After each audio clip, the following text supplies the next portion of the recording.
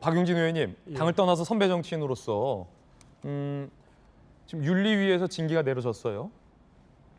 이 대표는 그걸 받아들이지 않겠다라고 하면서 당원 가입을 독려하고 있습니다. 몇 분 전에 지금 이 대표의 SNS에 국민의힘의 당원이 되는 가장 빠르고 쉬운 길은 온라인 당원 가입이다. 한 달 당비 1,000원 납부 약정하면 3개월 뒤 책임 당원이 되어 국민의힘 의사결정에 참여할 수 있다. 3분이면 된다라고 한 달 당비 1,000원이다라는 당비 안내까지 하면서 지금 이 윤리위와의 결전을 당대표가 준비하고 있습니다. 당대표에 대한 징계 결정도 초유의 상황인데 윤리위의 징계를 당대표가 전면에서 보이콧한다라는 것 또한 초유의 상황인 것 같아요. 이 대표의 선택 어떻게 보십니까? 어떻게 평가하십니까? 일반적인 정치 문법은 아닙니다. 그리고 방금 우리 자막으로 속보가 나올 때 이준석 당대표의 저 호소가 선동으로 들렸습니다. 당원 가입. 예, 선동으로 들렸고요. 그리고 이거 내전으로 가겠구나 하는 생각이 들었습니다. 역사에 그런 사례가 있어요. 모택동이라고 하는 중국의 지도자가 자기가 위기에 빠지자 홍위병을 선동합니다. 중국이 내전에 빠집니다. 그래서 엄청나게 많은 사람들이 사실은 희생이 됩니다. 예. 그 일이 갑자기 생각이 났어요. 내전이다 이건. 예, 그래서 이게 우리 정치가 국민들의 삶을 보듬는 게 아니라 누구를 지키겠다. 그리고 누구를 위한 정치. 이렇게 가서는 안 되는 것 아니겠습니까? 근데 이준석 당대표가 스스로 그거를 지금 이른바 당내에 자기의 굴을 파고 그 안에 지금 농성을 들어가는 상황으로 보여지는데 제가 어제까지만 해도 이준석 당대표에 대해서 청년 정치의 상징으로 안타깝고 그리고 조금은 마음속으로 이렇게 편들어주고 싶기도 한 그런 느낌이 있었거든요. 지금 저 선동은 민주당으로서는 웃고 즐길 수 있는 상황이 될지 모르겠지만 집권 여당이 저렇게 엉망으로 가면 야당도 혁신 못합니다. 왜냐하면 상대 경쟁 정당이 저렇게 망가지는데 우리가 그냥 저 받아먹기만 하면 되는 것 아니겠어요? 지금 국민의힘 이준석 대표의 행동은 선택은 엉망이다. 엉망입니다. 저렇게 하시는 건 아닌 것 같고, 예.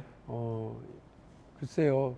내가 할 수 있는 선택지가 없다 이렇게 생각할 수 있는지도 모르겠지만 정치는 졌다고 생각하는 사람이 좀 지나고 나니까 이기기도 하고 그리고 양보한 사람이 최종 승자가 되기도 하고 그래요.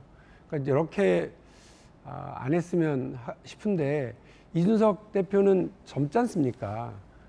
그러니까 실패해도 다시 재기할 시간이 되게 많은 사람이에요. 그리고 멀리 보면 멀리 볼수록 이길 수 있는 사람이라고 저는 보거든요. 근데 오늘의 저 선택은 멀리 보는 것도 아니고 이기는 길도 아닌 것 같습니다. 자, 지금 패널들 각자의 의견들 전해드리고 있는데 이항희 윤리위원장의 징계 근거는 이렇습니다. 김철근 실장이 본인의 일이 아닌데도 불구하고 7억 원이라는 거액의 금액을 대신 나서서 투자하겠다라는 순수성이 설명이 되지 않는다는 겁니다. 따라서 이 대표의 소명은 신뢰하기 어렵다. 증거인멸 교사로 볼 수 있다라는 게 이항희 교수의 설명이었던 셈인데 자 그렇다면 천하람 의원님 네. 이준석 대표가 이렇게 반발하면서 네. 온라인으로 당원 가입을 독려하면서 박용진 의원께서 보시기에는 내전을 위한 선동으로 보인다. 네. 이렇게 이 대표가 반발하고 있는 이유는 무엇일까요? 그거는 너무 이제 민주당에서 이제 바라시는 말씀을 하시는 것 같고요.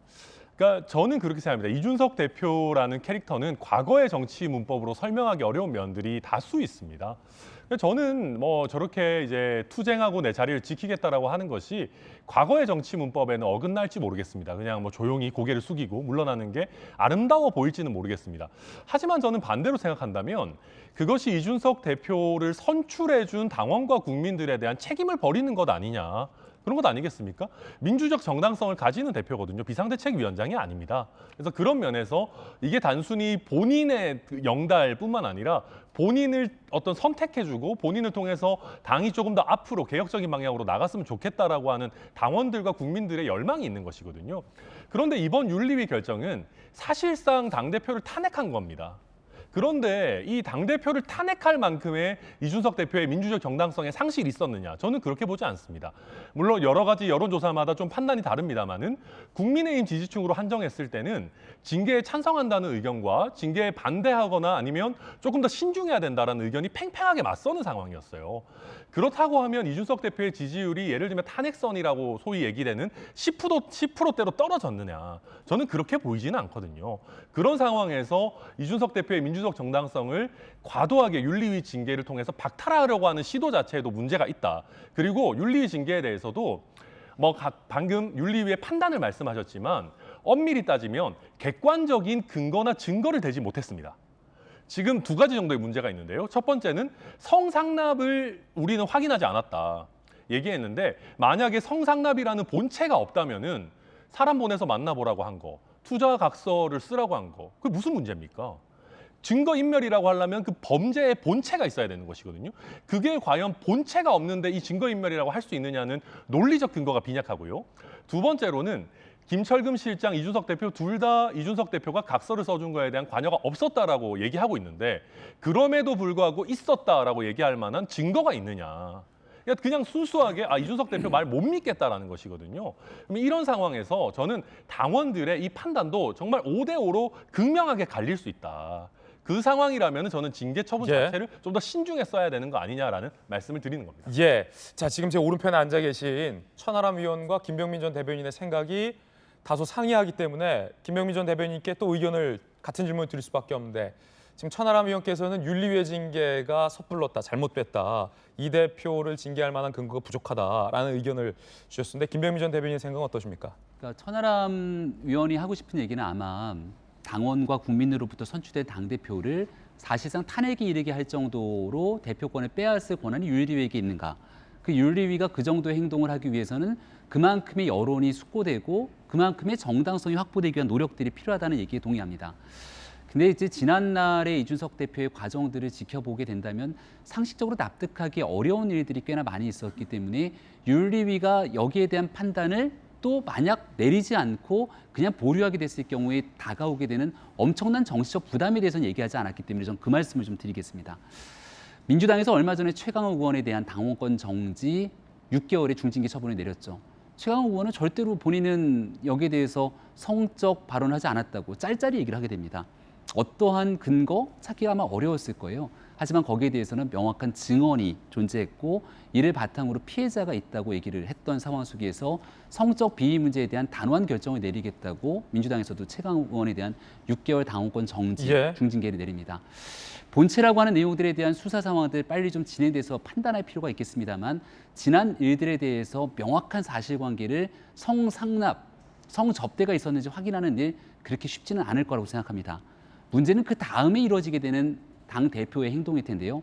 앞서 설명을 드렸지만 그 즈음 이준석 대표는 당 대표로서 대한민국 대통령을 만들기 위해 노력해야 되는 중차대한 시점에 2번이나 선대위직을 스스로 내려놓고서는 밖을 나가게 됩니다.